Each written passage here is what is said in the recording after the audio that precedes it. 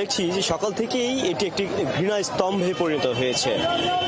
সেটি হচ্ছে মেট্রো রেলের যে পিলারটি রয়েছে, পিলারটিতে এর আগেও আসলে সাবেক প্রধানমন্ত্রী শেখ হাসিনা, স্বৈরাচার সরকার, ফ্যাসিবাদী সরকার, এই সরকারকে কিন্তু আসলে এখানে ঘৃণা স্তম্ভ তৈরি করে তার ছবি অঙ্কনের মাধ্যমে সেখানে কিন্তু আসলে জুতা নিক্ষেপ করার যে আয়োজনটা করা হয়েছে সেটি কিন্তু গত পরশুদিন বন্ধ হলে আবারও কিন্তু নতুন করে সেটি আবার তৈরি করা হয়েছে। আমরা দেখছি যে একজন করে আসছেন এবং প্রত্যেকেই তার যে ক্ষোভ ঘৃণা সেটি কিন্তু প্রকাশ করছেন। কেউ জুতো মারছে, কেউ ঝাড়ু মারছে, যে যেভাবে পারে তার ঘৃণা বা ক্ষোভ বা রাগ সেটি প্রকাশ করছেন।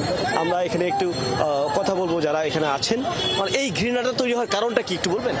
তুমি বলো। স্বৈরাচার ফেসিবাদ ঘৃণা তৈরি হওয়ার কারণ একটাই, আমরা দেখছি যে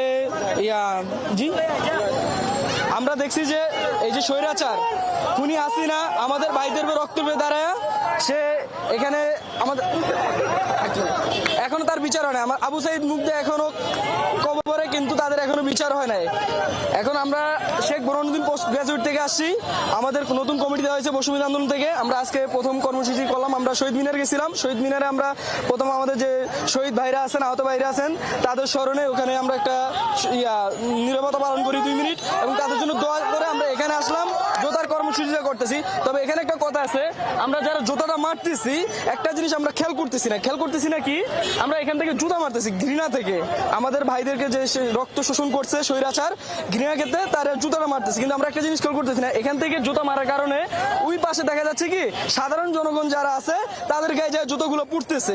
তো এটা আমাদের সবার একটু নজরে রাখা উচিত। ঘৃণা আছে, তারপরে কুকুর কামড় দিছে, কুকুরের পায়ে কামড় দেওয়া আমাদের না। আমরা জুতা মারবো যে এই যে জুতাগুলো মারতেছে, দেখবেন যে এভেলেবেল জুতা দেখা যাচ্ছে যে ওই পাশে সাধারণ জনতার গায়ে যা পড়তেছে। তো এটা যারা আছে সবাই একটু দেখবেন, যারা জুতা মারেন, জুতা মারার আগে অবশ্যই নজর রাখবেন যে ওই পাশে সাধারণ জনগণ।